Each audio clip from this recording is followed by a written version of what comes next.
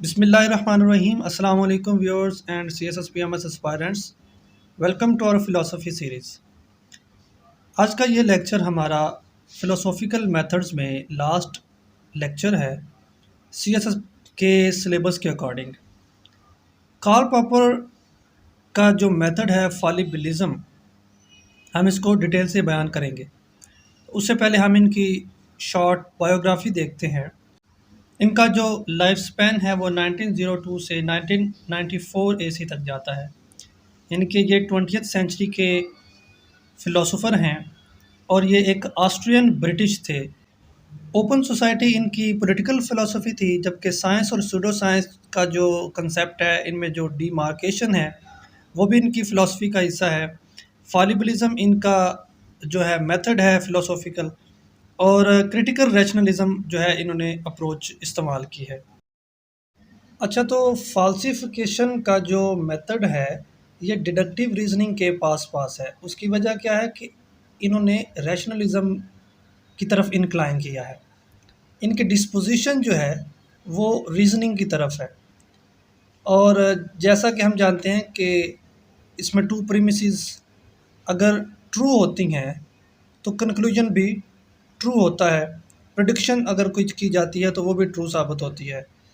तो फॉलिबिलिज्म मेथड क्या कहता है, या कार्ल पॉपर क्या कहते थे, साइंटिस्ट जो हैं इन्होंने कभी प्योर इंडक्शन की ही नहीं, क्योंकि अगर प्योर इंडक्शन करें तो ज़ीरो से स्टार्ट करना पड़ेगा। लेकिन ऐसा तो नहीं होता, बल्कि अक्सर थ्योरीज़ के बिल्डअप करने में प्रीवियस डाटा रिक्वायर होता है। तो इसलिए पॉपर कहते हैं कि वो जो प्रीवियस डाटा लिया गया वो भी तो आपने उसको एनालाइज नहीं किया, इसलिए वो भी रॉन्ग हो सकता है और उसकी बेस पर जो थ्योरी आपने बिल्डअप की है वो भी रॉन्ग हो सकती है। लेकिन साइंटिस्ट जो हैं ये अपनी थ्योरी को कभी भी ट्रू नहीं कहते, या कभी ऐसा नहीं कहते कि प्रोबेबली ये ट्रू है, बल्कि आप थ्योरी को फाल्सीफाई करते हुए उनको देखते हैं। एक दूसरे के कंसेप्ट और आइडियाज़ को फाल्सीफाई करते नज़र आते हैं वो। देन साइंटिस्ट जो हैं ऐसा मेथड इस्तेमाल करते हैं जिसमें कंफर्मेशन होती है, उसको मॉडस पोनेन कहते हैं। कि फॉर एग्जांपल अगर आप मैथ के स्टूडेंट हैं तो उसमें फार्मूलाज को वेरीफाई किया जाता है, प्रूव किया जाता है, थ्योरीज़ को प्रूव करने के जो है वो एविडेंसेस दिए जाते हैं। जबकि पॉपर कहते हैं इसकी बजाय फाल्सिफिकेशन का मेथड हमें इस्तेमाल करना चाहिए, जिससे उसकी कंफर्मेशन खुद ब खुद हो जाएगी। और फिर इसीलिए कोई भी आइडिया, कोई भी प्रिंसिपल, कोई भी असूल जो है वो रिजल्टेंट होता है रूट्स का, यानी कि कॉन्सिक्वेंट होता है एंटीसीडेंट का, कि कोई ना कोई पहले असूल होते हैं, ऐसे प्रिंसिपल्स होते हैं कि जिनकी बेस पर या जिन फार्मूलाज की बेस पर एक नया फार्मूला या प्रिंसिपल हमें बनता हुआ नज़र आता है। और फिर इन तमाम पॉइंट्स को मद्देनज़र रखते हुए कार्ल पॉपर इस नतीजे पर पहुंचते हैं कि there is a demarcation between science and pseudo science, यानी कि जो चीज़ों को कंफर्म करे, प्रूव करे, बजाय इसके कि उसको फाल्सीफाई करे, उसको हम सूडो साइंस कहेंगे। और जो साइंस डिसकन्फर्म करे, फाल्सीफाई चीज़ों को करे, देन ट्रुथ की तरफ जाए, उसको हम प्योर साइंस का नाम देंगे। और फिर कार्ल पॉपर ये भी कहते हैं कि हम साइंटिफिक थ्योरी को उस वक्त तक ट्रू नहीं कह सकते जब तक वो टेस्टेबल ना हो, यानी कि उसके लिए एम्पिरिकल ऑब्जर्वेशंस ना हो, फिर वो रिफ्यूटेबल ना हो और फाल्सीफाई ना उसको किया जा सके। और इन तीनों में भी जो फाल्सीफाई करने का स्टेप है वो कार्ल पॉपर के नज़दीक सबसे ज़्यादा अहम है। वो ये कहते हैं कि every false belief is actually good because that gets us that much to closer to believing only true things. यहाँ पे हम कुछ एग्जांपल्स देख लेते हैं। फॉर एग्जांपल अगर हम सेंटास की एग्जिस्टेंस की बात करें तो जब क्रिसमस होती है इतने लोग वो ट्रीज़ बनाते हैं और सेंटा बनते हैं, तो क्या उन तमाम लोगों की उस एक्ट की वजह से क्या वो सेंटा की एग्जिस्टेंस साबित हो जाती है? बल्कि ऐसा नहीं है। हम सेंटास की एग्जिस्टेंस को डिसअप्रूव करने के लिए इतना ही काफ़ी है कि हम डेमोन्स्ट्रेट कर दें उसकी अनरियलिटी को।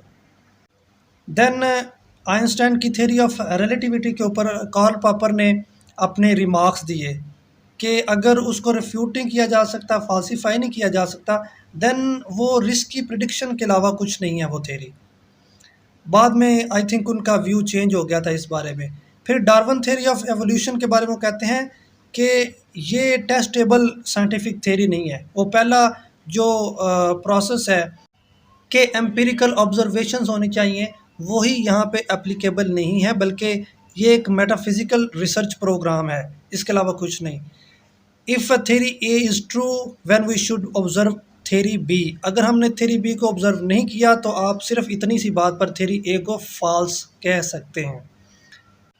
तो ये है जी इलस्ट्रेशन इसके लिए, फाल्सिफिकेशन साइकिल हम इसको कह सकते हैं। इसमें कंजेक्चर यानी कि आपके पास कोई थ्योरी है, कोई हाइपोथेसिस है, तो वो जन उसको आप रिफ्यूट करेंगे, उसकी क्रिटिकल एग्जामिनेशन करेंगे तो फिर एक नया आइडिया जन्म लेगा, फिर आप उसको रिफ्यूट करेंगे, फिर एक नया आइडिया जन्म लेगा, फिर आप उसको रिफ्यूट करेंगे, तो ये एक ना रुकने वाला साइकिल स्टार्ट हो जाता है अकॉर्डिंग टू फॉलिबिलिज्म।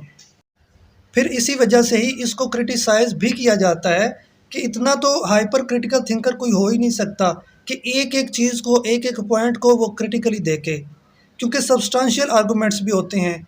एक प्रिंसिपल को आप फाल्सीफाई कर रहे हैं, तो जो आइडिया आप लाए हैं फाल्सीफाई करने के लिए, क्या वो फाल्सीफाई हो चुका है, क्या वो रिफ्यूट हो चुका है, क्या उसको आपने क्रिटिकली एग्जामिन किया? फिर इस तरह आप पीछे चलते जाएंगे, तो इतनी बेस और इतनी डिटेल के साथ एक एक चीज़ को पकड़कर आप जो है वो क्रिटिकली नहीं देख सकते। फिर दूसरा इसका डिसएडवांटेज ये है कि इसमें इतनी स्ट्रिक्टनेस पाई जाती है इसकी डेफिनेशन के अंदर, क्योंकि आप देखें बहुत सी ऐसी थेरीज़ हैं जो कंट्राडिक्ट करती हैं इस आइडिया को। साइंस के अंदर बहुत से ऐसे आइडियाज़ हैं या बहुत सी ऐसी थेरीज़ हैं जो ऑब्जर्वेशनल हैं, जो डिस्क्रिप्टिव हैं, जिनको आप डिनाई नहीं कर सकते। ऐसे भी तो आइडियाज़ हैं, उनके लिए आप प्रॉपर ऑब्जर्वेशन कर सकते हैं, एक एक चीज़ को देख सकते हैं, तो उनको आप कैसे फाल्सीफाई करेंगे? तो ये कुछ इम्पोर्टेंट कोट्स हैं कार्ल पॉपर की, आप इनको ज़रूर याद करें। ख़ास तौर पर थर्ड और फोर्थ पॉइंट पे जो है उसको ज़रूर माइंड में रखें। इसके साथ ही हमारा आज का ये लेक्चर एंड होता है। हम मिलते हैं अपने नेक्स्ट लेक्चर के अंदर। अगर आपको ये लेक्चर अच्छा लगे तो ज़रूर लाइक करें, सब्सक्राइब भी करें, शेयर भी करें, कमेंट भी किया करें। हम मिलते हैं अपने नेक्स्ट लेक्चर के अंदर। टेक केयर, गुड बाय, अल्लाह हाफिज़।